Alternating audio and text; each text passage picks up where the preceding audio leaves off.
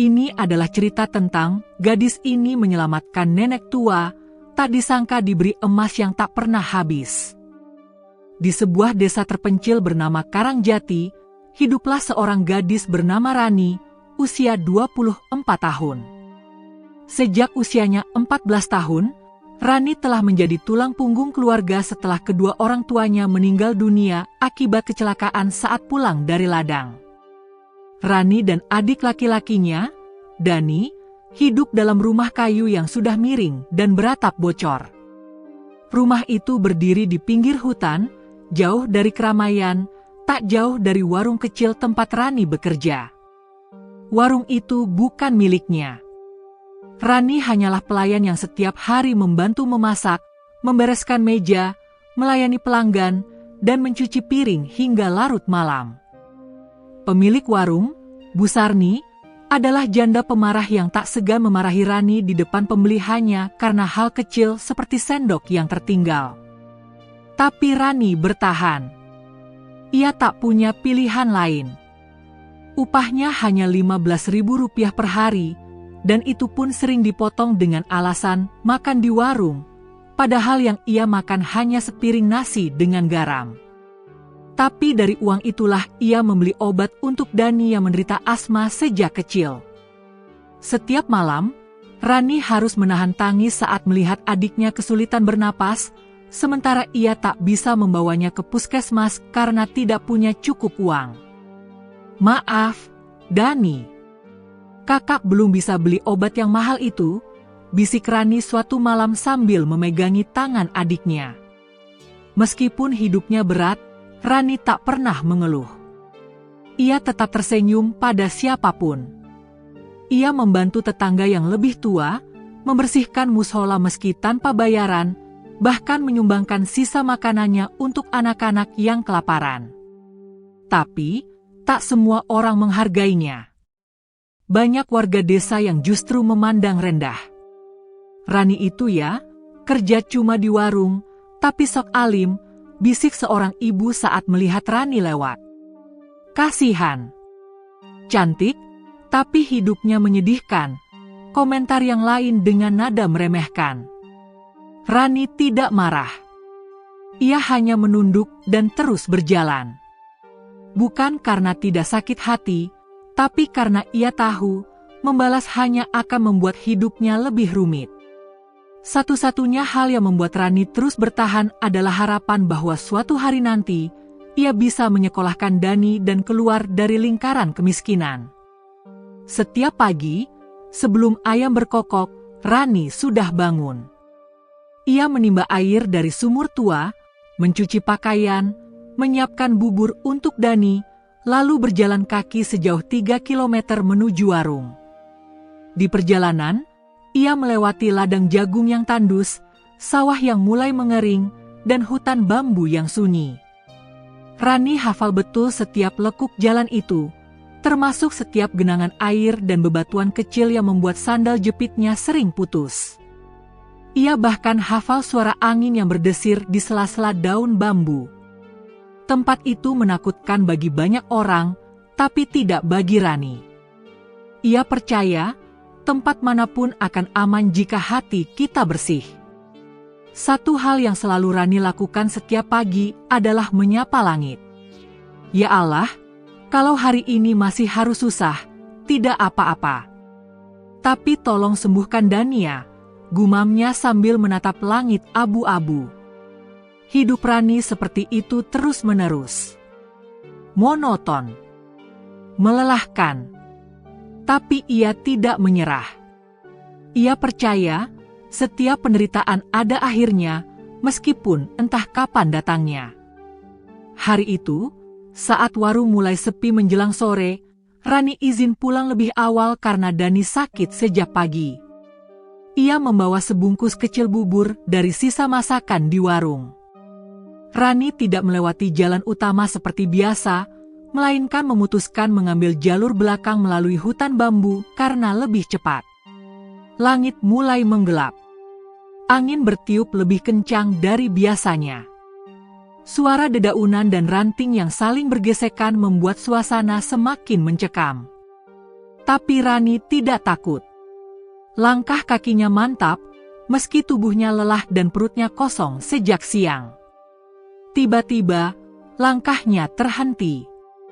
Ia mendengar suara rintihan lirih dari arah semak-semak. Tolong, sakit sekali. Rani menajamkan telinganya. Itu bukan suara binatang. Itu suara manusia. Ia mendekat dengan hati-hati dan terkejut ketika melihat seorang nenek tua tergeletak di bawah pohon bambu. Ranting besar tampak menimpa kakinya. Wajah nenek itu penuh luka, pakaiannya robek-robek, dan rambutnya kusut tak terurus. Nenek! Ya Allah! Nenek kenapa? Rani buru-buru menghampiri dan mencoba mengangkat ranting kayu itu. Meskipun berat, Rani berusaha dengan seluruh tenaganya. Keringat bercucuran, tubuhnya gemetar. Tapi akhirnya ia berhasil menyingkirkan ranting itu dari kaki sang nenek. Nenek itu hanya mengerang pelan. Rani membuka botol air minumnya dan menyodorkannya. Minum, Nek. Pelan-pelan. Setelah itu, Rani melepas syal lusuhnya dan membalut luka di kaki nenek itu sebisanya. Melihat luka yang parah, Rani tidak tega meninggalkan nenek itu begitu saja. Maka ia menggendongnya perlahan, meskipun tubuhnya sendiri lemah dan jalannya melewati tanah licin dan akar-akar pohon. Tenang ya, Nek. Kita pulang ke rumahku. Gubukku kecil, tapi aman, ucap Rani dengan napas tersengal. Nenek itu hanya tersenyum lemah dan berbisik, "Kau anak yang baik." Tanpa Rani sadari, langkah kecilnya hari itu telah membuka pintu takdir besar yang akan mengubah seluruh hidupnya. Langit mulai menggelap saat Rani berusaha menggendong nenek tua itu keluar dari hutan bambu. Angin bertiup kencang, dedaunan berjatuhan, dan ranting pohon menari meliuk-liuk seolah mengikuti langkah mereka. Meski tubuh Rani terasa lelah, ia tetap berusaha kuat. Berat badan nenek memang tidak seberapa, tapi langkahnya terasa berat karena tubuhnya sudah terlalu sering disiksa oleh pekerjaan kasar dan kurang gizi. Sedikit lagi, Nek. Sedikit lagi kita sampai rumah, bisik Rani sambil terengah. Nenek itu hanya memejamkan mata dan menggenggam lengan Rani. Sentuhan tangannya dingin, tapi ada sesuatu yang hangat terasa dalam genggaman itu, entah doa atau kekuatan yang tak terlihat. Rani tidak terlalu memperhatikan. Baginya, yang penting sang nenek selamat. Mereka akhirnya tiba di rumah Rani yang terbuat dari kayu reot, dengan dinding yang sudah berlubang di sana-sini. Rani memanggil adiknya pelan-pelan. "Dani, kakak bawa tamu. Tolong ambilkan tikar." "Ya." Dani yang tampak pucat keluar dari kamar kecil mereka. Ia melihat Rani memapa seorang nenek tua yang tampak tak berdaya. Meskipun masih kecil dan lemah, Dani segera mengambil tikar dan menyapanya sopan. "Assalamualaikum, Nek." Nenek itu membuka matanya, menatap Dani dan tersenyum samar. "Waalaikumsalam, Nak." Dengan hati-hati, Rani merebahkan nenek itu di tikar dan segera mengambil baskom berisi air hangat. Ia mencuci kaki dan tangan sang nenek, lalu mengganti pakaiannya dengan daster lama milik almarhum ibunya. Setelah itu, ia membuatkan bubur sederhana dari sisa beras dan air garam, satu-satunya bahan yang ia punya di dapur kecilnya. "Nek, makan dulu ya. Cuma bubur ini yang ada." "Maaf ya, Nek," ucap Rani sambil menyuapi perlahan. Nenek itu memandangnya dengan mata lembut, lalu berkata, "Terima kasih, Nak. Kau, anak baik." Malam itu, suara hujan turun perlahan di atas atap rumah mereka yang bocor. Rani meletakkan ember di berbagai sudut rumah untuk menampung air hujan, sambil terus mengecek keadaan nenek itu. Tiba-tiba, sang nenek memanggil lirih. Rani. Gadis itu menoleh. Iya, Nek. Apa kau tidak takut menolong orang asing di tengah hutan? Rani menggeleng. Tidak, Nek. Karena waktu kecil, ibu pernah bilang, jangan biarkan kebaikan menunggu izin. Nenek itu tersenyum. Ibumu bijak, dan kau mewarisinya. Seketika suasana menjadi hening. Hanya suara rintik hujan dan napas lirih terdengar. Lalu, nenek itu bicara lagi dengan suara pelan namun tegas. Jika kau diminta memilih, hidup kaya tapi sombong, atau hidup miskin tapi tetap rendah hati, mana yang kau pilih? Pertanyaan itu membuat Rani terdiam sejenak. Ia memandangi wajah lelah nenek itu, lalu menunduk. Aku pilih yang kedua, Nek. Hidup miskin tak apa, asalkan tidak menyakiti orang. Sombong itu, kata ibu, seperti paku di papan. Walaupun dicabut, lubangnya masih ada. Nenek itu memejamkan mata, lalu tertidur. Rani menatapnya dalam diam, lalu menarik selimut tipis ke tubuh sang nenek. Di dalam hatinya, ia merasa aneh. Siapa nenek ini? Kenapa seperti tahu namanya? Kenapa ia bicara seolah mengenal masa lalunya? Keesokan paginya, langit cerah. Rani terbangun lebih pagi dari biasanya. Ia langsung memeriksa tikar tempat sang nenek tidur, namun kosong. Nenek, panggil Rani pelan. Ia mencari di dalam dan luar rumah, ke belakang dapur, ke gubuk kayu tempat menyimpan alat masak. Tapi tak ada. Yang tersisa hanyalah selembar kain tua dan sebuah kendi tanah liat berukir sederhana, diletakkan rapi di atas meja kecil dekat pintu. Rani tertegun. Ia mengangkat kendi itu dan melihat sebuah kertas kecil di bawahnya. Tulisan tangan tua namun rapi menghiasi kertas lusuh itu. Terima kasih karena telah menolongku tanpa pamrih. Kendi ini hadiah dari langit. Jangan disalahgunakan. Isinya akan cukup, selama hatimu tetap tulus. Yang tua. Rani membaca tulisan itu berkali-kali. Tangannya gemetar. Ia membuka penutup kendi itu dan melihat ke dalam. Awalnya hanya air biasa. Ia menuang sedikit ke tangan, tidak ada yang terjadi. Ia mengangkat kendi itu ke cahaya. Masih terlihat seperti kendi tanah biasa.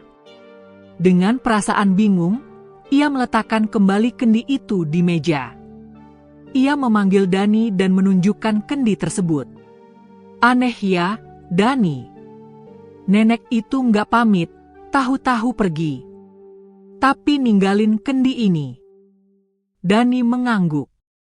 Apa isinya, Kak? Nggak tahu, air doang, kayaknya. Dani menatapnya sambil berkata, kalau nenek itu baik, pasti kendinya juga nggak sembarangan. Mungkin itu kendi ajaib. Rani tersenyum. Kamu nonton sinetron kebanyakan. Mereka pun tertawa kecil, meski dalam hati Rani muncul rasa penasaran yang semakin kuat. Siapa nenek itu? Dari mana asalnya? Kenapa tahu namanya dan kisah hidupnya? Namun, satu hal yang pasti, pertemuannya dengan nenek di tengah hutan itu bukanlah sebuah kebetulan. Itu adalah awal dari sesuatu yang luar biasa. Sejak kepergian misterius sang nenek, rumah kecil milik Rani terasa berbeda. Tidak seperti biasanya, pagi itu sinar matahari masuk dengan lembut melalui celah-celah dinding reot rumah mereka, menyinari kendi tanah liat yang diletakkan di atas meja kayu dekat pintu. Kendi itu tampak biasa saja, berwarna coklat kusam, dengan sedikit ukiran menyerupai bunga dan garis-garis melingkar di sekelilingnya. Tapi bagi Rani, benda itu terasa tidak biasa. Ada rasa penasaran yang terus mengusik pikirannya sejak semalam. "Nek, siapa sebenarnya kau?" bisik Rani lirih sambil memandangi kendi itu.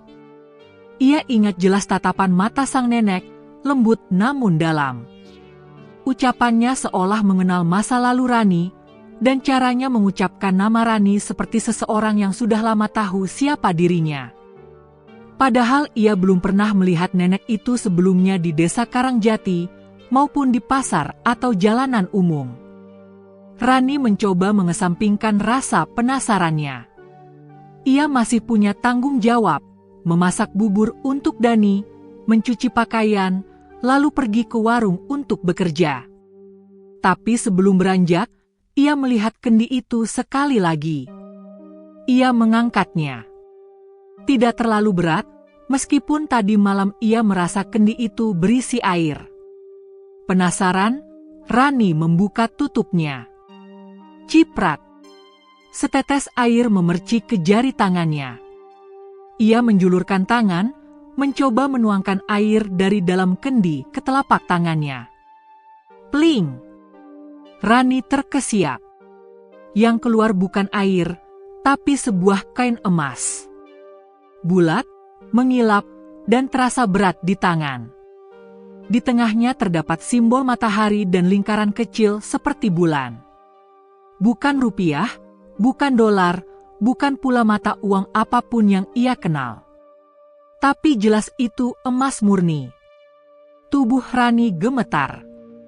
Ia melihat ke dalam kendi lagi dan mencoba menuangnya sekali lagi.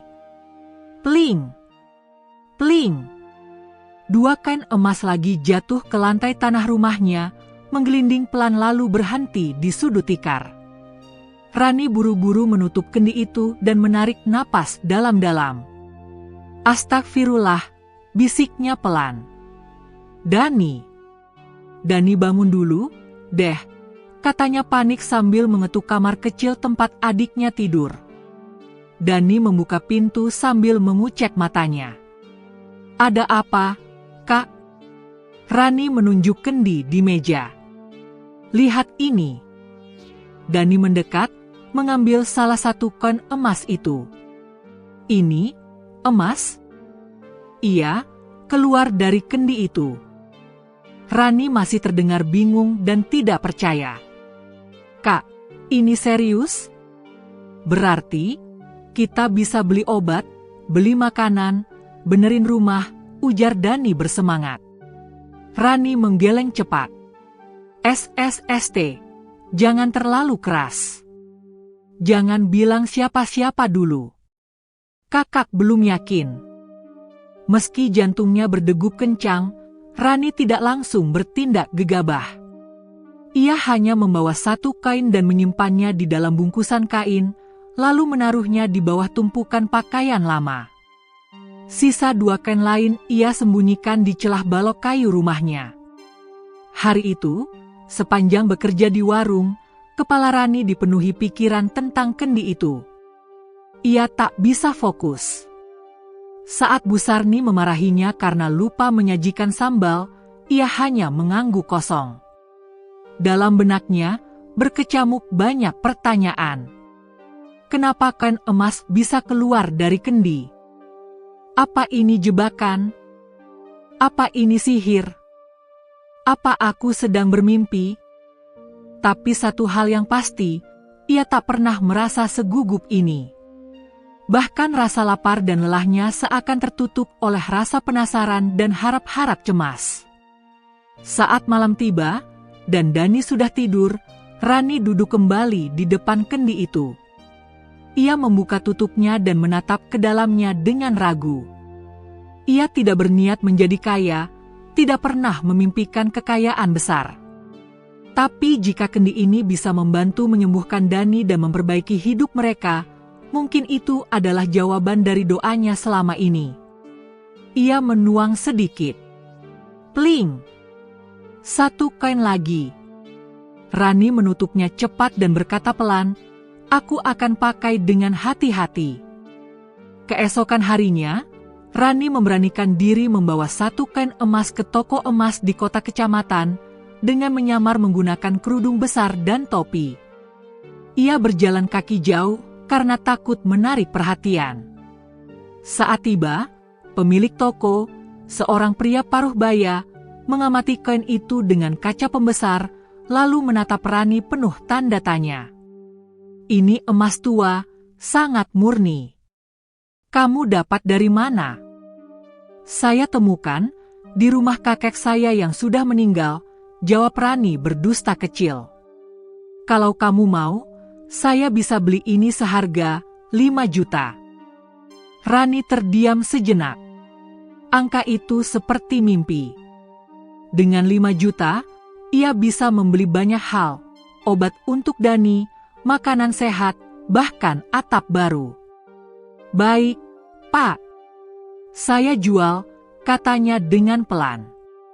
Sore harinya, Rani kembali ke desa dengan bungkusan uang di dalam tas.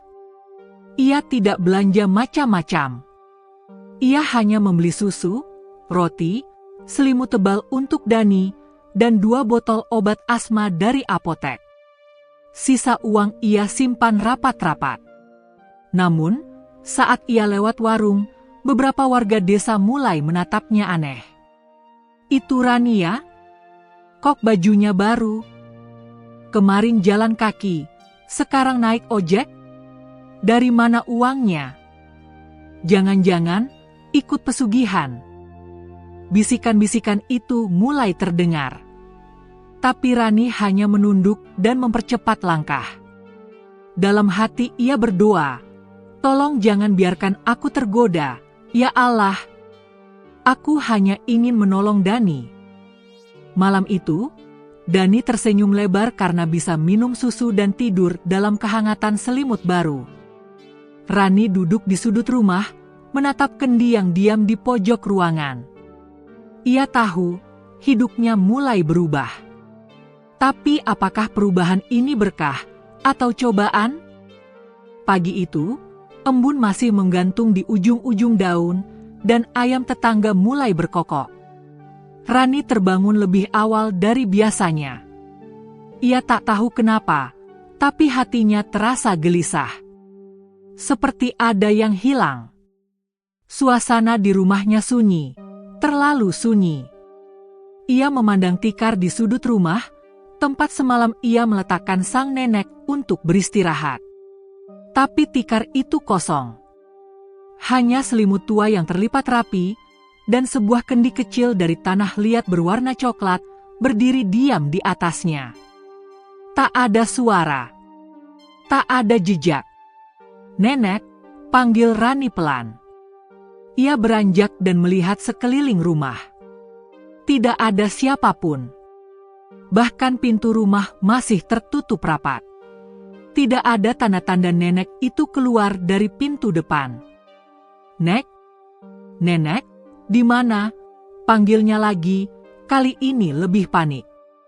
Rani memeriksa ke belakang rumah, di dekat sumur tua, lalu ke samping tempat kayu bakar. Tetap kosong. Ia berlari kecil ke jalanan sempit desa, menoleh kanan kiri, bertanya-tanya dalam hati, apa dia pergi tanpa pamit? Kenapa? Kembali ke rumah, Rani terduduk lemas. Matanya menatap kendi kecil itu yang kini berdiri diam seolah menatap balik padanya. Di bawah kendi, ada secari kertas kuning tua. Dengan tangan bergetar, Rani mengambil dan membacanya. Untuk yang berhati tulus, kendi ini akan menjadi berkah. Tapi berhati-hatilah, karena emas hanya menjadi anugerah. Jika digunakan untuk kebaikan. Bila tamak, ia akan jadi kutukan. Yang tua. Jantung Rani berdegup semakin kencang. Kertas itu bukan surat biasa. Tulisan tangannya halus, rapi, dan mengandung pesan mendalam. Ia memandang kendi itu lekat-lekat, seperti mencoba memahami maknanya lebih dalam. Ini bukan kendi biasa, gumamnya. Hari-hari berikutnya, hidup Rani perlahan berubah. Kendi itu, yang awalnya tampak seperti guci tanah liat biasa, ternyata menyimpan keajaiban besar.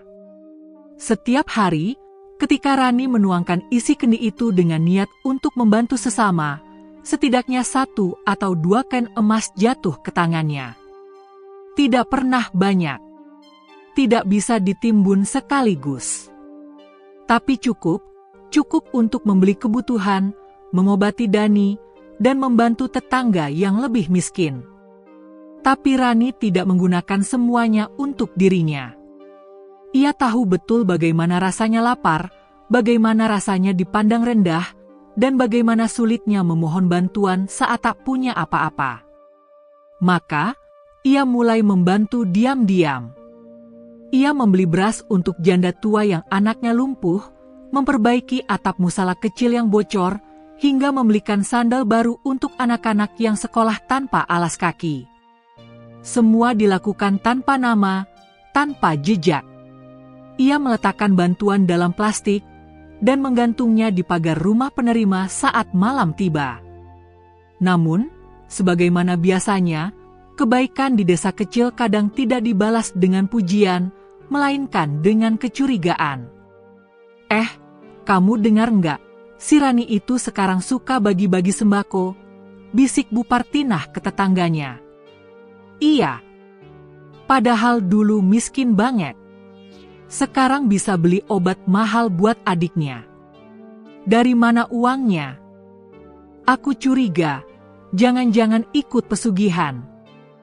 Bisa jadi. Soalnya kemarin aku lihat dia beli kalung emas kecil di kota. Mana mungkin kerja di warung bisa kayak gitu? Kabar burung itu mulai menyebar. Semakin Rani membantu, semakin besar rasa iri dan curiga dari warga yang hatinya keruh. Beberapa mulai menjauh, pura-pura tak kenal saat bertemu di jalan. Ada pula yang terang-terangan menatap sinis setiap kali Rani lewat. Namun, Rani memilih diam. Ia tetap menyapu halaman, tetap ke warung, dan tetap merawat Dani dengan penuh kasih sayang. Biarlah mereka bicara, selama kita tidak melakukan yang salah, kata Rani pada Dani suatu malam. Tapi Kak, kenapa orang baik dibenci? Tanya Dani polos. Rani terdiam sejenak, lalu menjawab lembut, karena mereka tidak mengerti. Dan kadang, kebaikan memang tak selalu diterima semua orang. Satu malam, sebuah kejadian membuat Rani semakin yakin bahwa kendi itu memang memiliki kekuatan yang tidak biasa. Saat ia ingin mengambil kain emas untuk membantu seorang ibu hamil yang hendak melahirkan, ia menuang seperti biasa. Namun, tak ada kain yang keluar. Rani mencoba lagi. Tetap kosong. Ia terdiam, bingung. Lalu ia duduk sejenak, menenangkan diri. Dalam hati ia sadar, sore tadi, ia sempat berpikir ingin membeli kalung emas untuk dirinya sendiri. Bukan untuk kebutuhan. Bukan untuk menolong orang. Tapi karena mulai tergoda ingin tampil cantik. Air mata Rani mengalir. Ia sadar. Kendi itu hidup. Ia tahu niat pemiliknya. Malam itu, Rani bersujud lama sekali. Ia meminta ampun.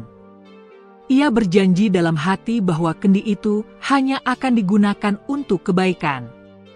Tidak akan digunakan untuk kesombongan atau memuaskan hawa nafsu. Pagi harinya, ia mencoba menuang kembali. Pling! 1 kain emas jatuh. Kendi itu memaafkan. Namun, bisik-bisik warga tidak berhenti. Bahkan Bu Sarni, pemilik warung tempat Rani bekerja, mulai mencurigai. Kamu sekarang sering beli ini itu. Padahal kerja cuma di warung. Jangan main-main ya, Rani. Kalau kamu nyuri, saya laporkan ke kepala desa. Rani hanya tersenyum. Saya tidak mencuri, Bu. Saya hanya sedang beruntung. Beruntung dari mana? menang undian, cibir Bu Sarni. Sejak itu, Rani makin dijauhi. Tapi tidak apa-apa. Ia tetap menabur kebaikan. Bahkan ia mulai membelikan seragam baru untuk anak-anak sekolah dan membantu renovasi posyandu. Di tengah keterasingannya, satu hal yang membuatnya kuat adalah kendi itu masih bersamanya. Dan selama ia tulus, kendi itu terus memberi.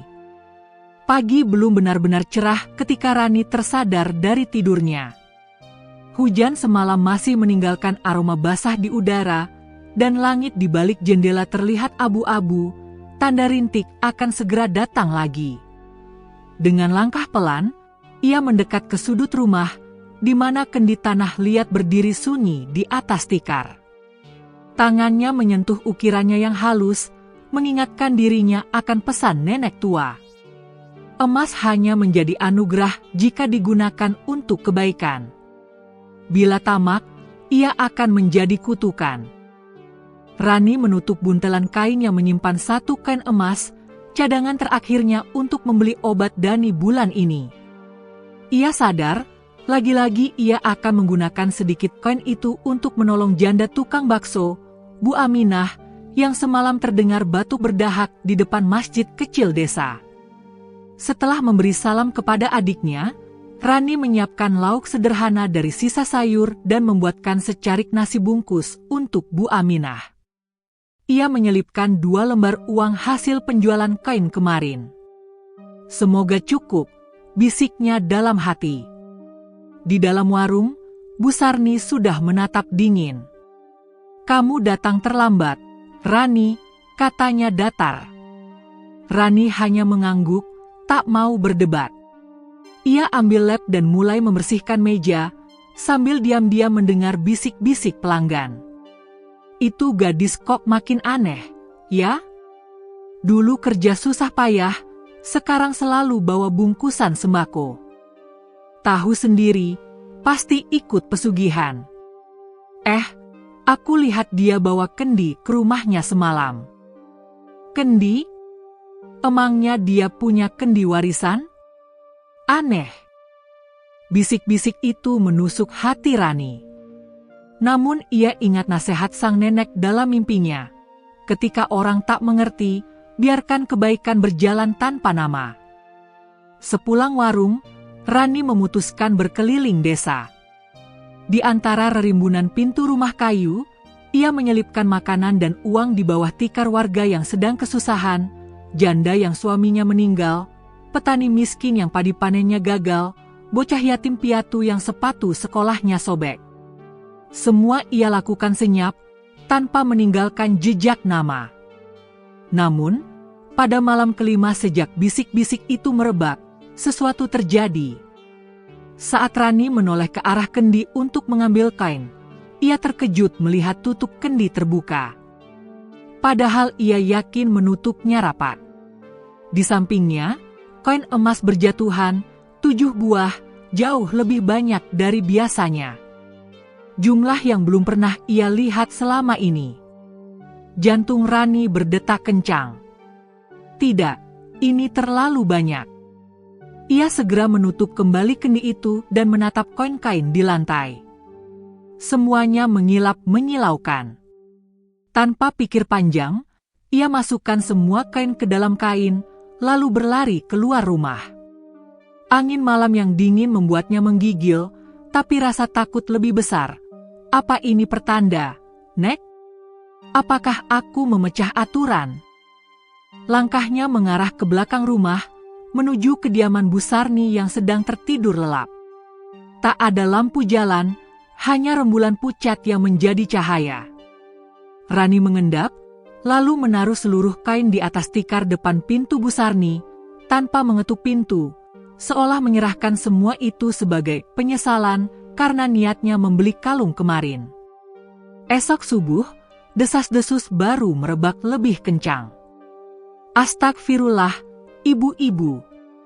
Tahu nggak, kemarin di depan rumah Bu Sarni tiba-tiba muncul emas berserakan. Dikira maling, tapi setelah dilihat, itu koin-koin kuning persis seperti emas murni. kata Bu Sarni, dia nggak pernah punya barang mewah. Ajaib. Rani mendengar kabar itu dari tatapan penuh tanya Dani. Kak, aku takut. Apa yang salah dengan kita? Rani hanya mengusap kepala adiknya. Tenang, Dek. Kita tidak salah. Kita hanya menjalankan amanah. Beberapa hari kemudian, niat jahat mulai bermunculan. Suatu pagi buta, ketika Rani masih terlelap, dua sosok bayangan menyelinap ke halaman rumahnya. Mereka adalah Pak Sumarno, ketua RT yang selama ini diam-diam memusuhi Rani, dan Mas Long, pemuda yang tergoda desas-desus kekayaan gadis miskin itu. Dengan sarung tangan dan obeng, mereka mencoba membuka tutup kendi dengan paksa. Hanya saja, semakin keras mereka memutar penutupnya, kendi itu bergetar, menimbulkan suara mendesis seperti uap keluar dari panci panas. Tiba-tiba, pemandangan aneh terjadi. Kilatan cahaya keemasan memancar, menyilaukan pandangan Pak Sumarno dan Mas Long. Mereka terpelanting ke belakang, wajahnya memerah, tubuh gemetar hebat. Dalam menit-menit berikutnya, keringat dingin turun, kedua pria itu meringis kesakitan, seolah dirasuki panas dingin. Sakit, aku gila, jerit Mas Long, sambil meraih kepalanya seakan halusinasi. Pak Sumarno berusaha berdiri namun oleng. Ini, kutukan, teriaknya. Lalu mereka lari terpincang-pincang, meninggalkan kendi dan peralatan. Keesokan harinya, kabar itu makin mengerikan. Warga yang mengetahui kejadian menyebar panik. Katanya yang sentuh sendiri kena sakit misterius. Baru deket dikit, tangan langsung panas dingin. Lebih baik kita doa aja, gak usah ganggu-ganggu benda itu. Rani mendengar cerita itu dengan dada berdebar. Ia merasa lega, kendi tak akan lagi diganggu, tapi juga sedih karena melihat akibat yang menimpa orang-orang. Tanpa ia duga, rasa iba itu kembali, mereka tidak tahu. Aku tak pernah ingin mencelakai siapapun. Maka, dengan hati-hati, Rani membuka pintu dan berdiri di depan rumah, memanggil mereka. Saya minta maaf. Saya nggak tahu sendiri kalau benda ini berbahaya untuk yang niatnya tidak baik, teriaknya. Pak Sumarno dan Mas Long menatapnya dengan tatapan rapuh. Perasaan bersalah menyergap keduanya. Mereka berdiri sempoyongan, lalu menangis, memohon maaf. Warga lain pun berkumpul, sebagian ada yang takut, sebagian lagi menatap penuh harap. Apa kita bisa memintanya membantu? Rani berdiri tegak. Inilah momen di mana ia harus menunjukkan kelembutan hati, sebagaimana ia dulu menolong nenek tua.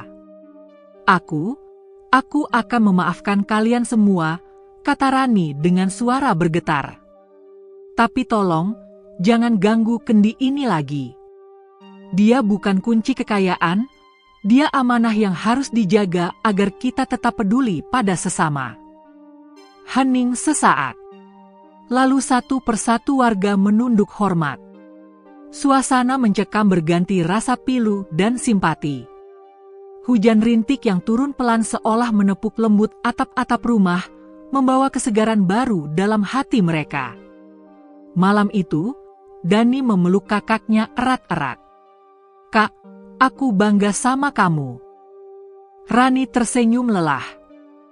Kebaikan memang sering diuji, Nak.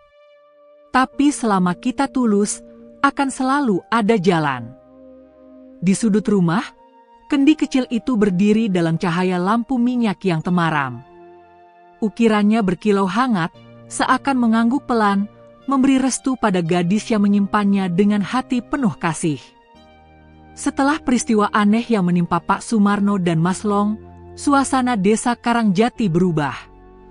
Rasa takut dan curiga yang dulu menutupi wajah-wajah warga perlahan berganti menjadi hormat dan keheranan.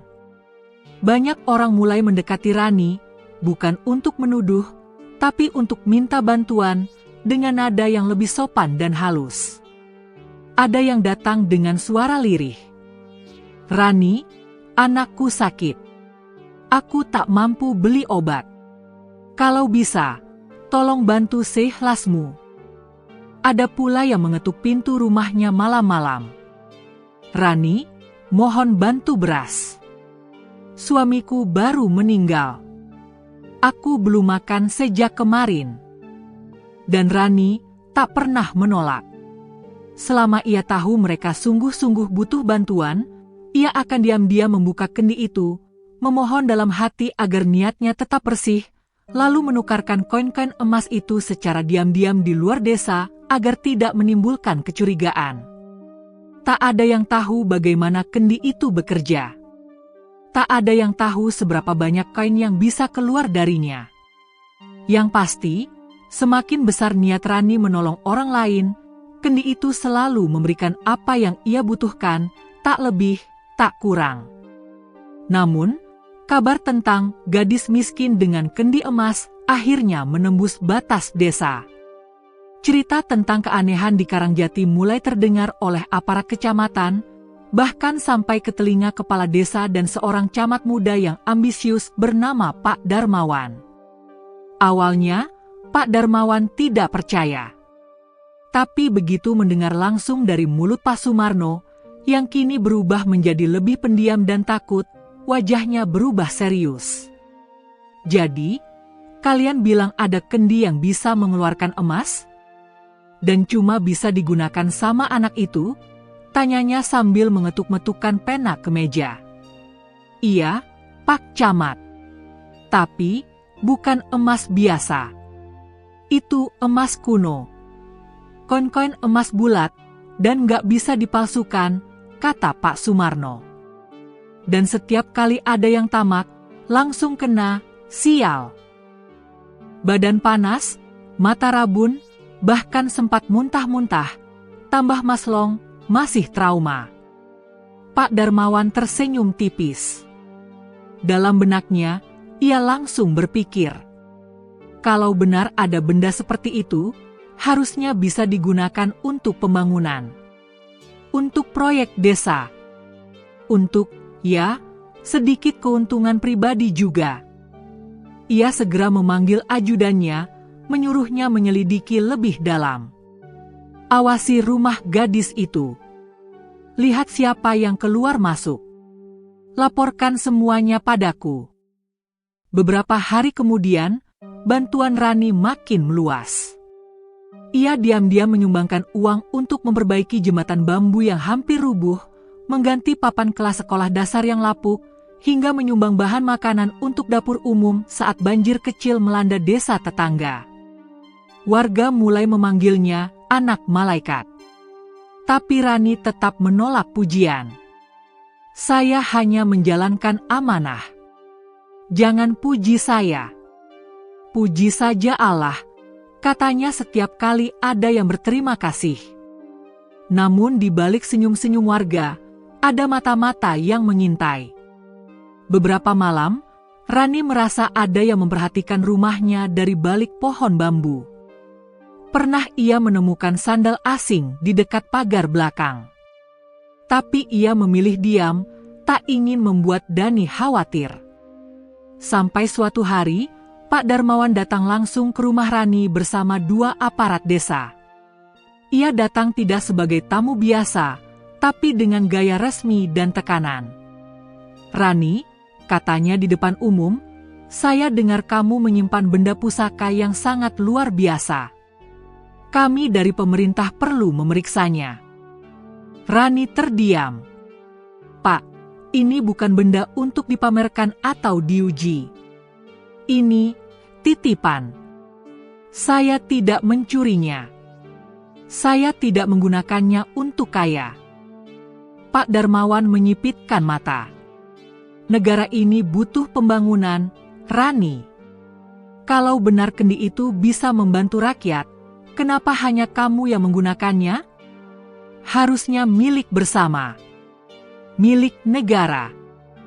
Warga desa yang berkumpul mulai saling menatap. Beberapa tampak ragu, tapi banyak juga yang mulai memihak Rani. Dia sudah bantu banyak orang, Pak.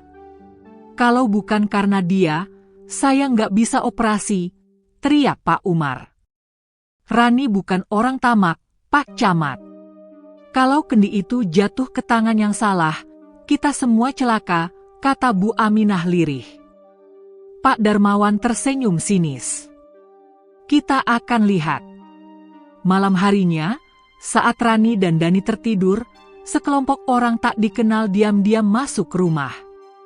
Mereka mencoba membawa pergi kendi tanah liat itu, dengan sarung tangan, kain tebal, dan alat bantu seperti mencuri harta karun. Namun sesaat setelah kendi itu diangkat, duar, cahaya keemasan menyambar ke langit, membelah malam menjadi terang seperti siang. Suara gemuruh seperti petir terdengar dari langit, dan tubuh para pencuri langsung terpental ke tanah, menggeliat kesakitan. Salah satu dari mereka, yang belakangan diketahui adalah ajudan Pak Darmawan, berteriak panik, "Mata saya gelap! Saya buta!" Yang lain menggigil ketakutan, mulutnya mengoceh tidak karuan seperti orang kesurupan. "Ampun, saya tidak akan serakah lagi, ampun." Warga keluar dari rumah. Mereka melihat semua itu dengan mata kepala sendiri. Dan di tengah kerumunan, Rani berdiri dengan mata berkaca-kaca. Di belakangnya, kendi tanah liat itu berdiri tegak, tidak pecah, tidak goyah. Tapi pada sisi bawahnya, muncul retakan kecil, seolah mengingatkan bahwa batas waktu keajaiban itu mungkin sudah dekat. Esok paginya, Pak Darmawan menghilang dari desa. Beberapa menyebutkan ia dipindahkan secara mendadak, ada pula yang bilang ia sakit keras dan dibawa ke rumah sakit jiwa. Tak ada yang tahu pasti. Tapi sejak malam itu, tak seorang pun berani menyentuh kendi ajaib milik Rani. Mereka datang hanya untuk meminta tolong, bukan untuk menguasai. Mereka mulai belajar bahwa kekayaan sejati bukan emas, tapi hati yang bersih dan niat yang lurus. Rani duduk di dekat jendela rumahnya. Matahari pagi menyinari kendi tanah liat itu. Ia menunduk, lalu berkata dalam hati, "Aku tahu, waktu kendi ini tak lama lagi. Tapi selama masih bisa menolong, aku akan tetap menjaganya." Di belakangnya, Dani tersenyum. "Kak, kita nggak kaya. Tapi kita bahagia ya?"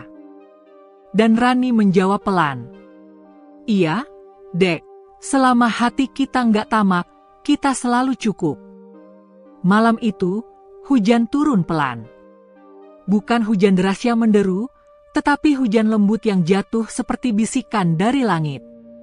Rani duduk sendirian di sudut rumah, menatap kendi tanah liat yang kini berdiri di atas alas kain putih.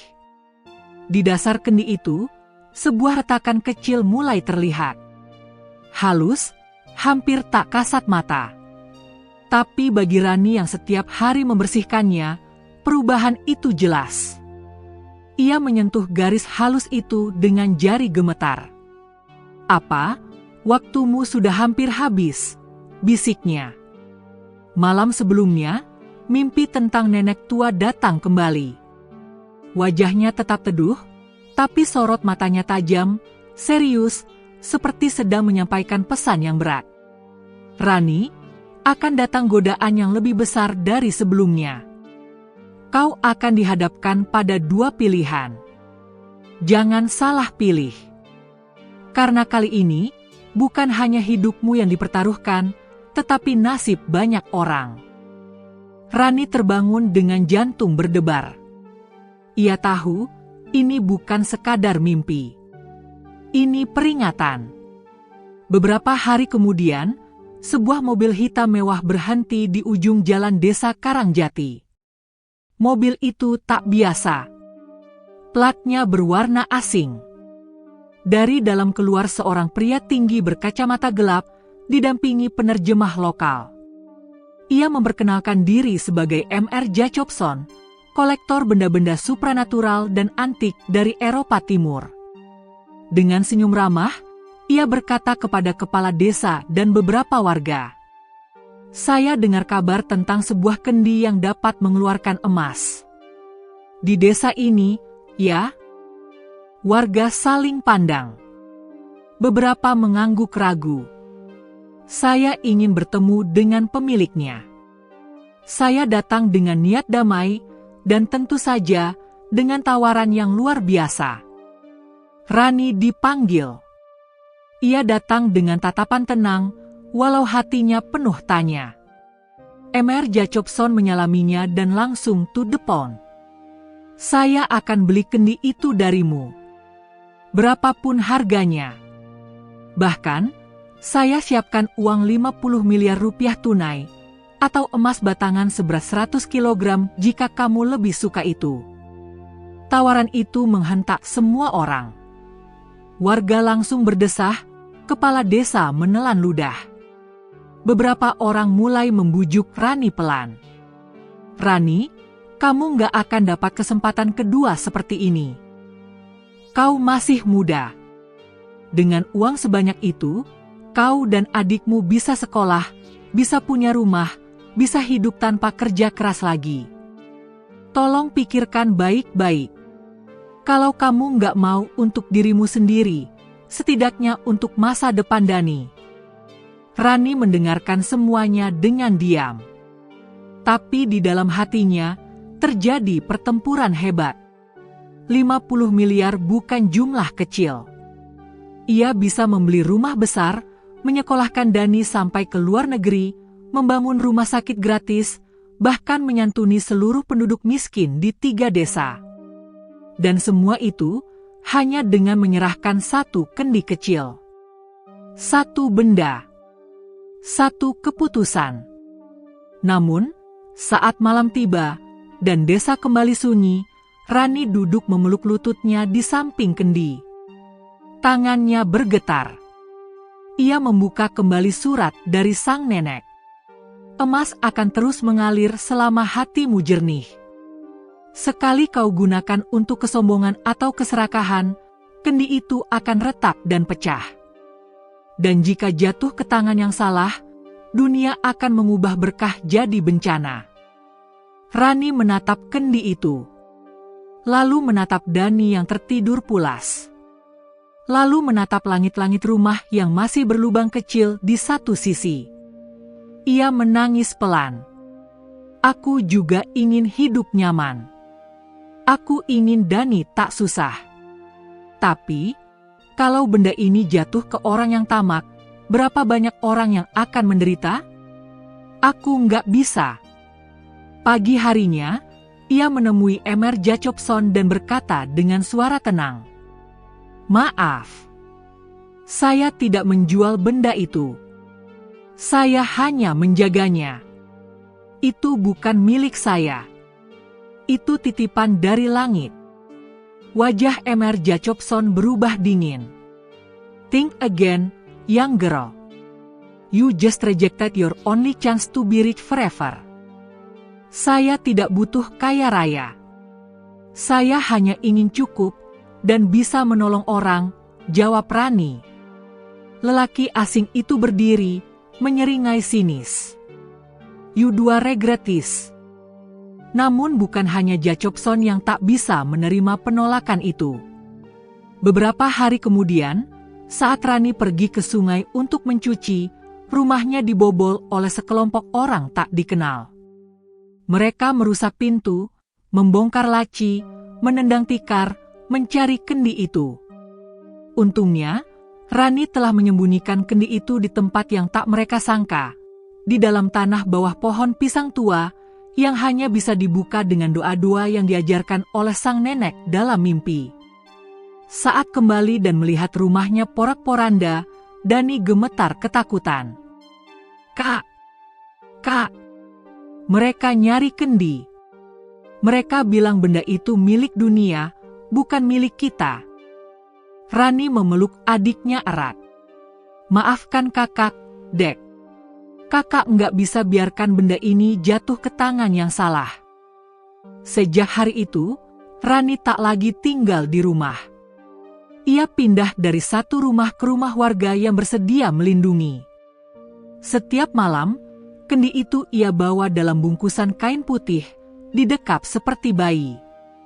Ia tahu, selama benda itu masih utuh, keajaiban bisa terus berjalan. Tapi jika ia tergoda, jika ia goyah sekali saja, kendi itu bisa pecah selamanya. Dan benar saja, suatu malam, retakan kecil itu berbunyi nyaring. Krek! Rani terbangun. Ia membuka bungkusan kain itu. Di dasar kendi, retakan makin besar. Kini tampak jelas, menganga seperti luka. Rani menatapnya dengan air mata berlinang. Apakah aku tak cukup kuat, Nek? Ataukah waktumu memang sudah habis? Dan malam itu, untuk pertama kalinya sejak kendi itu datang, tidak ada kain yang keluar saat Rani memohon. Tak ada emas. Tak ada kilau. Hanya diam. Dan kesunyian. Pagi itu, ia duduk di tengah ladang, kendi di pangkuannya. Beberapa warga datang, melihatnya dalam diam. Rani, kamu baik sekali. Kami nggak ingin kamu sendirian, kata Bu Aminah. Rani tersenyum tipis. Kendi ini mungkin akan segera berakhir. Tapi selama kita masih saling tolong, kita tetap kaya. Karena ternyata, bukan kendi ini yang membuat kita saling bantu. Tapi hati. Ia berdiri, menatap langit yang mulai cerah. Dan di kejauhan, seolah-olah terlihat bayangan nenek tua itu berdiri di bawah cahaya, tersenyum damai. Malam itu, hujan turun pelan. Bukan hujan deras yang menderu, tetapi hujan lembut yang jatuh seperti bisikan dari langit. Rani duduk sendirian di sudut rumah, menatap kendi tanah liat yang kini berdiri di atas alas kain putih. Di dasar kendi itu, sebuah retakan kecil mulai terlihat. Halus, hampir tak kasat mata. Tapi bagi Rani yang setiap hari membersihkannya, perubahan itu jelas. Ia menyentuh garis halus itu dengan jari gemetar. Apa? Waktumu sudah hampir habis, bisiknya. Malam sebelumnya, mimpi tentang nenek tua datang kembali. Wajahnya tetap teduh, tapi sorot matanya tajam, serius, seperti sedang menyampaikan pesan yang berat. Rani, akan datang godaan yang lebih besar dari sebelumnya. Kau akan dihadapkan pada dua pilihan. Jangan salah pilih. Karena kali ini, bukan hanya hidupmu yang dipertaruhkan, tetapi nasib banyak orang. Rani terbangun dengan jantung berdebar. Ia tahu, ini bukan sekadar mimpi. Ini peringatan. Beberapa hari kemudian, sebuah mobil hitam mewah berhenti di ujung jalan desa Karangjati. Mobil itu tak biasa. Platnya berwarna asing. Dari dalam keluar seorang pria tinggi berkacamata gelap, didampingi penerjemah lokal. Ia memperkenalkan diri sebagai Mr. Jacobson, kolektor benda-benda supranatural dan antik dari Eropa Timur. Dengan senyum ramah, ia berkata kepada kepala desa dan beberapa warga, "Saya dengar kabar tentang sebuah kendi yang dapat mengeluarkan emas. Di desa ini, ya?" Warga saling pandang. Beberapa mengangguk ragu. "Saya ingin bertemu dengan pemiliknya. Saya datang dengan niat damai, dan tentu saja dengan tawaran yang luar biasa." Rani dipanggil. Ia datang dengan tatapan tenang, walau hatinya penuh tanya. Mr. Jacobson menyalaminya dan langsung to the point. "Saya akan beli kendi itu darimu. Berapapun harganya. Bahkan, saya siapkan uang 50 miliar rupiah tunai, atau emas batangan seberat 100 kg jika kamu lebih suka itu. Tawaran itu menghentak semua orang. Warga langsung berdesah, kepala desa menelan ludah. Beberapa orang mulai membujuk Rani pelan. Rani, kamu nggak akan dapat kesempatan kedua seperti ini. Kau masih muda. Dengan uang sebanyak itu, kau dan adikmu bisa sekolah, bisa punya rumah, bisa hidup tanpa kerja keras lagi. Tolong pikirkan baik-baik. Kalau kamu nggak mau untuk dirimu sendiri, setidaknya untuk masa depan Dani. Rani mendengarkan semuanya dengan diam. Tapi di dalam hatinya, terjadi pertempuran hebat. 50 miliar bukan jumlah kecil. Ia bisa membeli rumah besar, menyekolahkan Dani sampai ke luar negeri, membangun rumah sakit gratis, bahkan menyantuni seluruh penduduk miskin di 3 desa. Dan semua itu hanya dengan menyerahkan satu kendi kecil. Satu benda. Satu keputusan. Namun, saat malam tiba dan desa kembali sunyi, Rani duduk memeluk lututnya di samping kendi. Tangannya bergetar. Ia membuka kembali surat dari sang nenek. Emas akan terus mengalir selama hatimu jernih. Sekali kau gunakan untuk kesombongan atau keserakahan, kendi itu akan retak dan pecah. Dan jika jatuh ke tangan yang salah, dunia akan mengubah berkah jadi bencana. Rani menatap kendi itu. Lalu menatap Dani yang tertidur pulas. Lalu menatap langit-langit rumah yang masih berlubang kecil di satu sisi. Ia menangis pelan. Aku juga ingin hidup nyaman. Aku ingin Dani tak susah. Tapi, kalau benda ini jatuh ke orang yang tamak, berapa banyak orang yang akan menderita? Aku nggak bisa. Pagi harinya, ia menemui Emer Jacobson dan berkata dengan suara tenang, "Maaf, saya tidak menjual benda itu. Saya hanya menjaganya. Itu bukan milik saya. Itu titipan dari langit." Wajah Emer Jacobson berubah dingin. "Think again, young girl. You just rejected your only chance to be rich forever." Saya tidak butuh kaya raya. Saya hanya ingin cukup dan bisa menolong orang, jawab Rani. Lelaki asing itu berdiri, menyeringai sinis. "You do regret this." Namun bukan hanya Jacobson yang tak bisa menerima penolakan itu. Beberapa hari kemudian, saat Rani pergi ke sungai untuk mencuci, rumahnya dibobol oleh sekelompok orang tak dikenal. Mereka merusak pintu, membongkar laci, menendang tikar, mencari kendi itu. Untungnya, Rani telah menyembunyikan kendi itu di tempat yang tak mereka sangka, di dalam tanah bawah pohon pisang tua, yang hanya bisa dibuka dengan doa-doa yang diajarkan oleh sang nenek dalam mimpi. Saat kembali dan melihat rumahnya porak-poranda, Dani gemetar ketakutan. Kak! Mereka nyari kendi.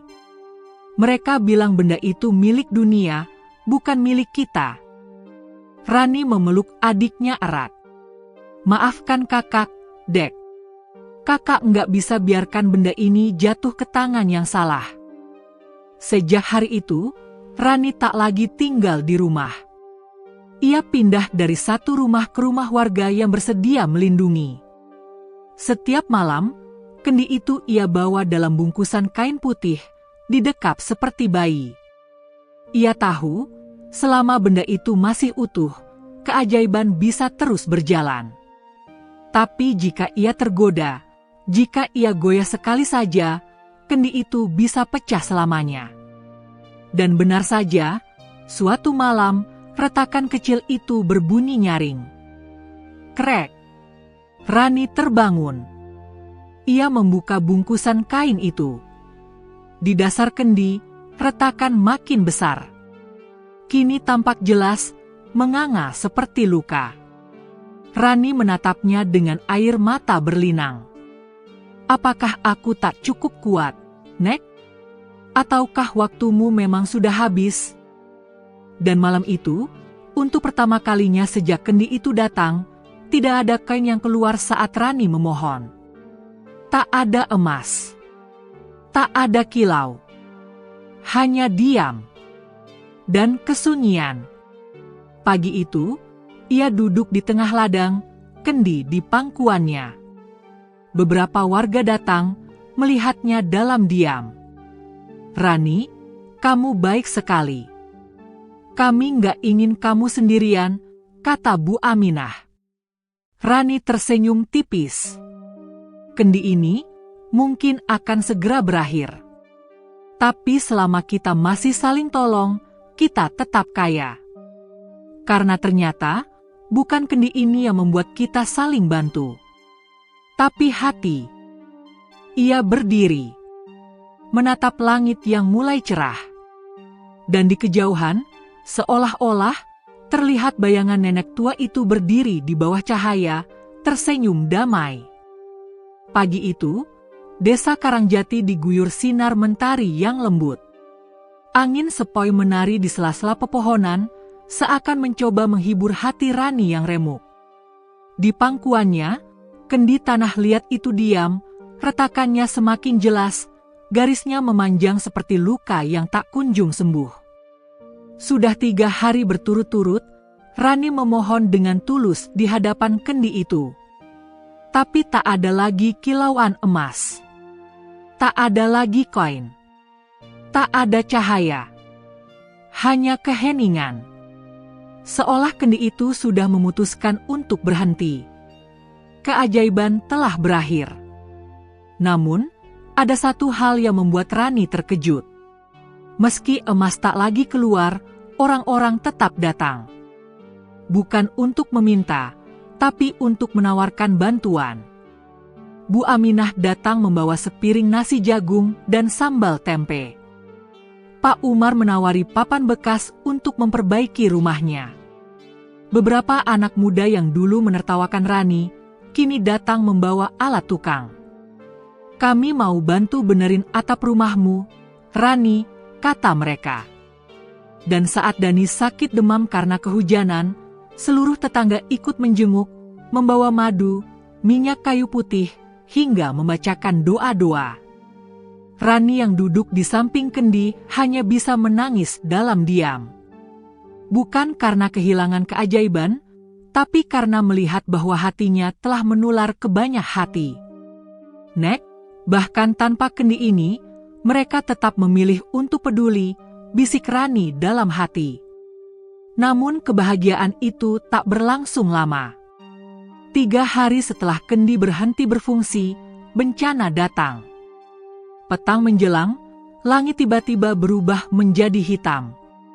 Angin kencang datang tak terduga.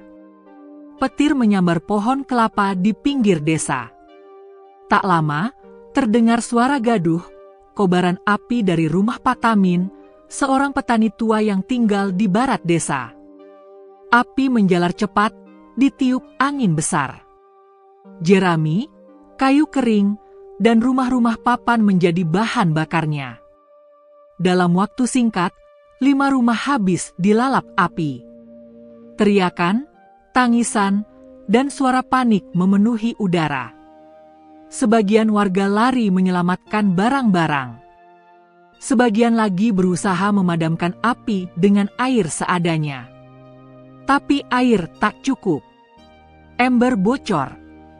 Selang tidak ada.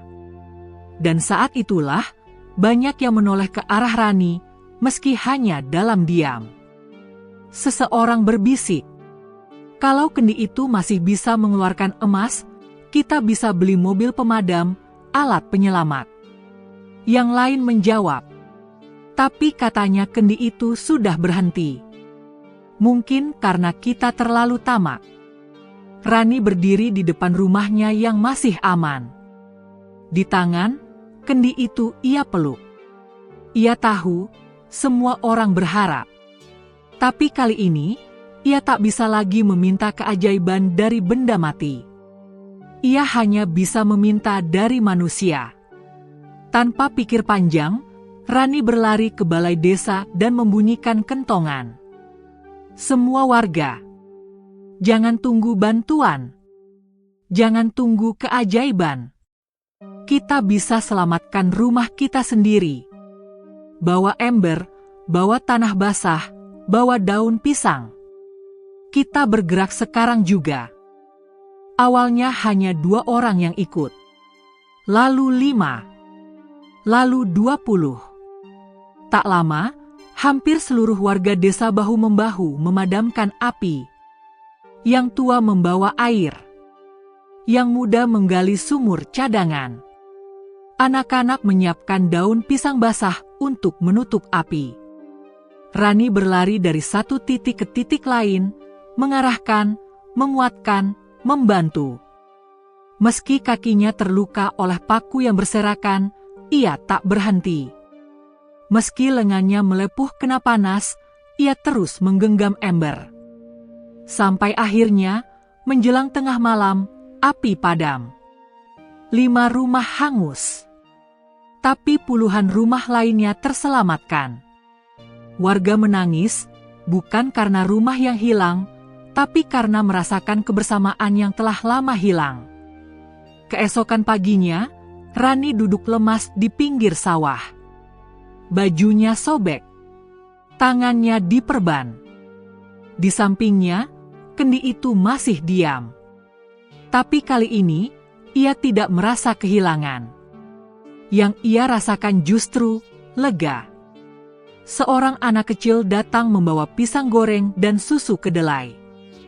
"Kak Rani, ini buat kakak." "Ibu yang masak," kata bocah itu.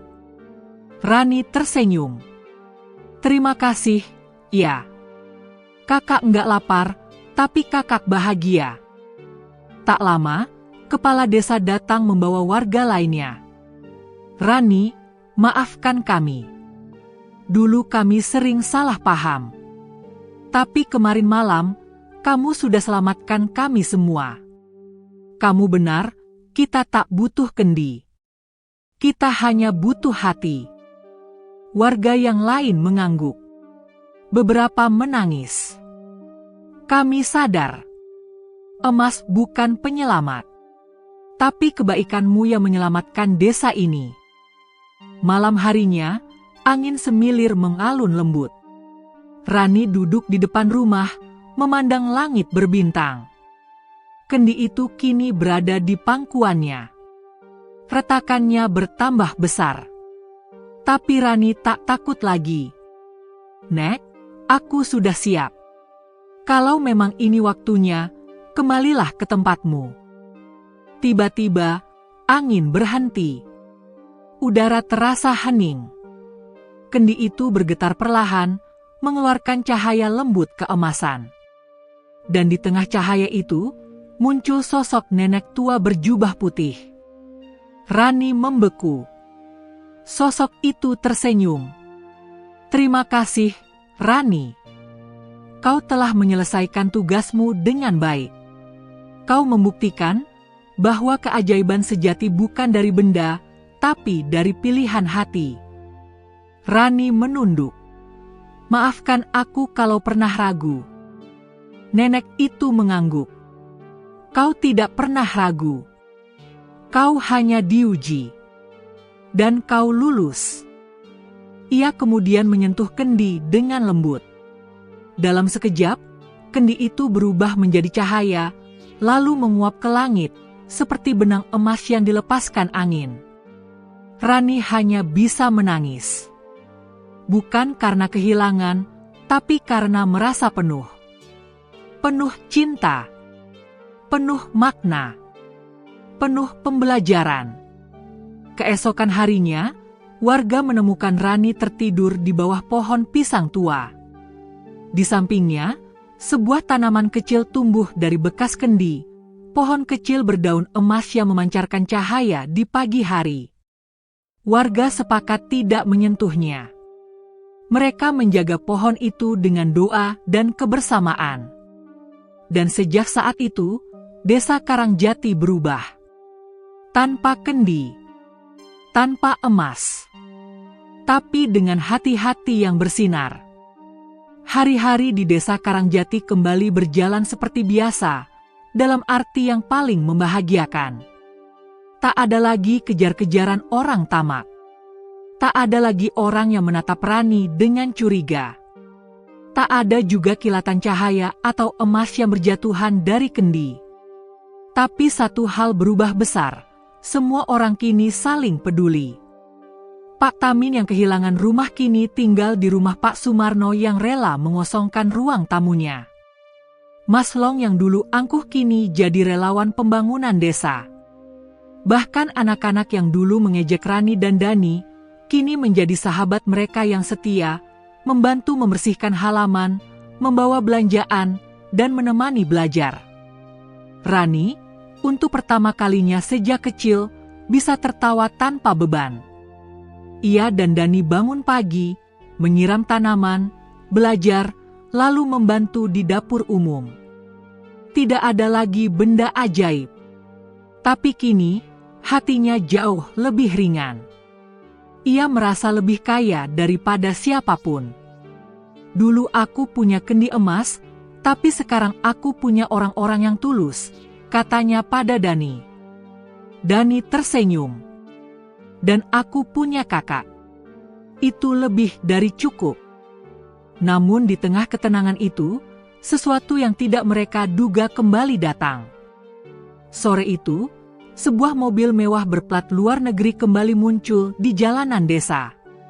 Tak seperti sebelumnya yang penuh ambisi, kali ini yang datang adalah seorang perempuan tua berkacamata tebal, bernama Profesor Clara Weiss, peneliti dari Eropa yang menghabiskan hidupnya mempelajari legenda dan keajaiban di Asia Tenggara.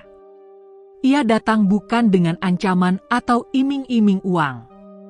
Ia datang dengan rasa ingin tahu dan hormat. Ditemani penerjemah, ia bertanya pelan kepada kepala desa.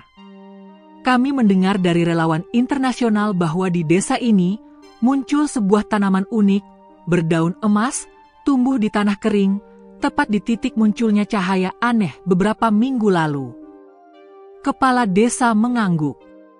Betul, Bu Profesor. Kami semua melihatnya sendiri. Tapi pohon itu tidak kami sentuh. Itu milik semua hati yang percaya. Profesor Clara tertarik. Ia minta izin melihat langsung. Dengan hati-hati, ia berjalan ke pohon kecil itu, yang kini tumbuh setinggi pinggang manusia, daunnya mengilap, seperti emas basah yang terkena cahaya matahari. Tapi saat tangan Clara hampir menyentuh daun itu, tiba-tiba, "Jangan!"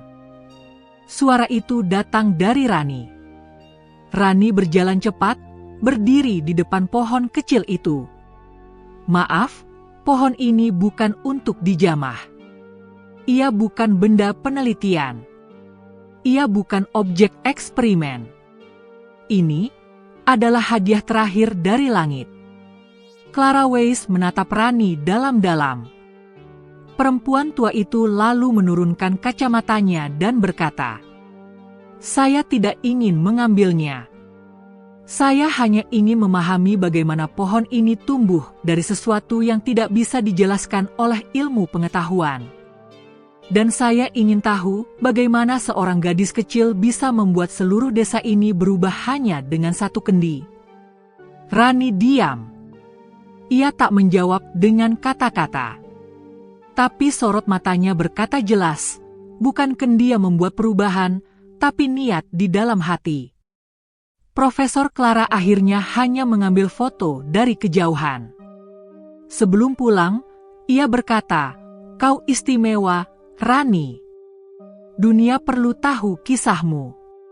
Tapi jika kau memilih menyimpannya sendiri, itu lebih baik. Karena tidak semua orang di dunia siap menerima keajaiban tanpa merusaknya." Rani menjawab pelan, "Biarkan keajaiban tinggal di tempat yang tenang. Dunia tak selalu perlu tahu. Cukup kami yang belajar darinya." Sejak saat itu, pohon kecil berdaun emas itu dirawat warga desa. Mereka menamainya Pohon Nurani. tak satu pun berani menyentuh daunnya. Jika ada angin yang menjatuhkan satu daun, mereka menguburkannya kembali ke tanah, percaya bahwa daun itu akan menumbuhkan kebajikan baru. Rani pun mulai menjalani hidup seperti anak desa biasa. Ia mulai mengajar anak-anak membaca dan menulis di balai desa. Ia juga membantu merawat kebun warga dan belajar menjahit dari Bu Aminah. Namun, ia tahu satu hal, kehidupannya tidak akan pernah sama. Suatu malam, saat hujan rintik, Rani menatap keluar jendela.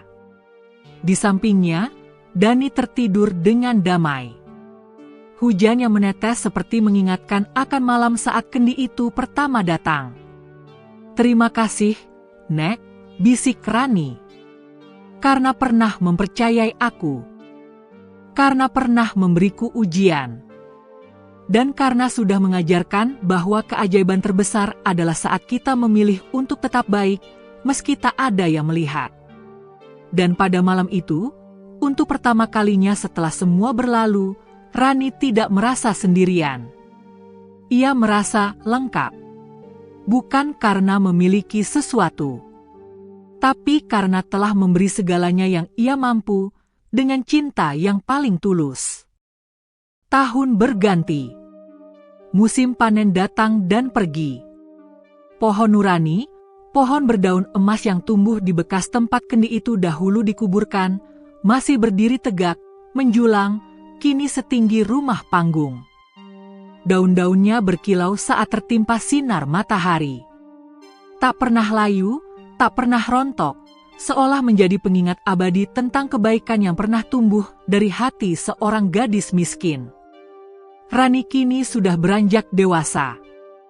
Wajahnya tetap lembut, dengan mata bening yang menyimpan keteguhan. Di balik kelembutannya, terpancar kekuatan. Ia tak pernah meninggalkan desa Karangjati. Tak pernah pindah ke kota meski banyak tawaran datang. Ia memilih untuk tinggal, mengajar, menanam, dan menyembuhkan luka-luka yang dulu membekas dalam masyarakatnya. Setiap pagi, Rani membuka kelas kecil di balai desa. Ia mengajar anak-anak membaca, menulis, dan lebih dari itu, mengajarkan mereka arti hati yang bersih, tangan yang ikhlas, dan hidup yang jujur. Rani juga mulai dipercaya warga untuk memimpin kegiatan sosial desa. Saat musim kering datang, ia mengatur pembagian air. Saat panen gagal, ia memimpin dapur umum. Ia tidak menjabat kepala desa secara resmi, tetapi semua keputusan besar selalu lewat Rani lebih dulu. Sementara itu, Dani tumbuh menjadi pemuda cerdas. Ia dikenal ramah, suka menolong, dan sangat menghormati kakaknya. Dani tahu benar bahwa hidup mereka bukan dibentuk oleh emas atau benda ajaib, melainkan oleh keteguhan kakaknya untuk tetap memilih kebaikan saat dikelilingi keserakahan. "Kak," kata Dani suatu malam sambil menatap langit, "kalau kendi itu masih ada, apa kakak akan tetap seperti sekarang?" Rani tersenyum. "Mungkin tidak. Mungkin aku akan lebih malas. Atau mungkin aku akan berubah tanpa sadar. Tapi ketika kendi itu hilang, justru aku belajar untuk benar-benar kuat." Ia mengelus rambut Dani dan berbisik, "Kita ini manusia biasa, Dek. Dan mungkin itu yang terbaik. Karena manusia biasa yang tulus lebih ajaib daripada semua benda gaib di dunia ini." Warga desa Karangjati perlahan-lahan mengubah hidup mereka. Mereka tak lagi bergantung pada bantuan luar. Mereka membentuk koperasi sendiri, membangun sekolah, memperbaiki jembatan, dan membuka klinik desa, semuanya dari kerjasama dan gotong royong. Mereka menyebut sistem itu, sistem Rani, berasal dari hati untuk sesama.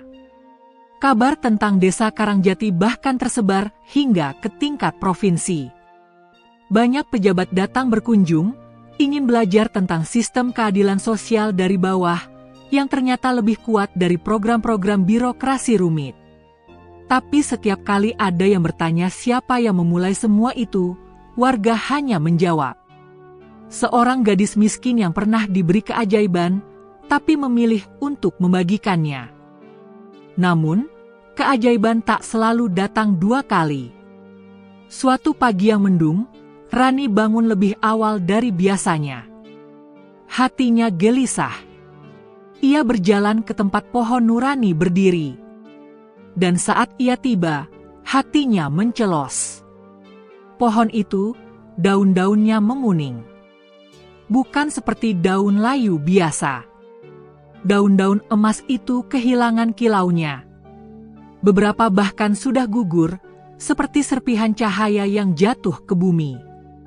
Rani mendekat, menyentuh batangnya. Masih hangat, tapi berbeda. Air matanya menetes perlahan. Dani, yang menyusul dari belakang, langsung memeluk kakaknya.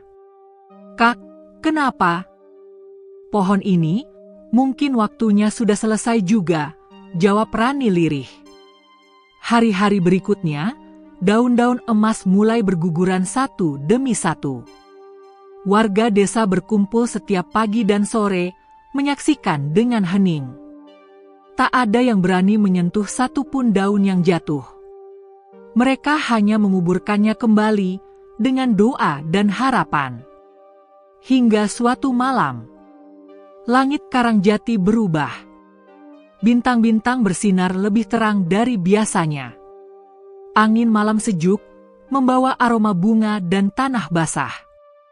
Dan di tengah lapangan desa, di mana pohon itu berdiri, seberkas cahaya turun perlahan, membungkus pohon nurani dalam sinar keemasan yang lembut. Warga berdiri terpaku. Dani menggenggam tangan kakaknya. Rani menatap langit, lalu menatap pohon itu, tersenyum, dan berbisik, "Terima kasih, sudah menemani kami selama ini." Dalam sekejap, pohon itu berubah menjadi serpihan cahaya yang terbang tinggi ke langit, lalu menghilang, meninggalkan sebuah sinar berbentuk hati di angkasa yang perlahan-lahan menyatu dengan bintang-bintang. Keesokan paginya, di tempat pohon itu dulu berdiri, hanya tersisa tanah gembur dan rumput kecil. Tapi warga tahu, sesuatu tetap tertinggal. Bukan benda, bukan pohon, tapi semangat dan cahaya hati. Sejak hari itu, tanggal saat pohon itu lenyap diperingati warga desa sebagai Hari Nurani, hari di mana semua orang berkumpul untuk berbagi, saling memaafkan, dan membantu siapapun yang kesusahan. Rani tetap hidup di sana. Bukan sebagai tokoh hebat, tapi sebagai ibu dari semua hati yang tumbuh. Ia tak pernah menikah, tapi ia menjadi ibu bagi ratusan anak-anak yang ia ajar dan rawat. Ia tak pernah mengoleksi harta, tapi ia menjadi kaya oleh cinta. Dan ketika ia menua kelak, duduk di kursi bambu di beranda rumah, orang-orang masih datang, bukan untuk minta kain, tapi untuk belajar bagaimana menjadi manusia yang utuh. Tamat.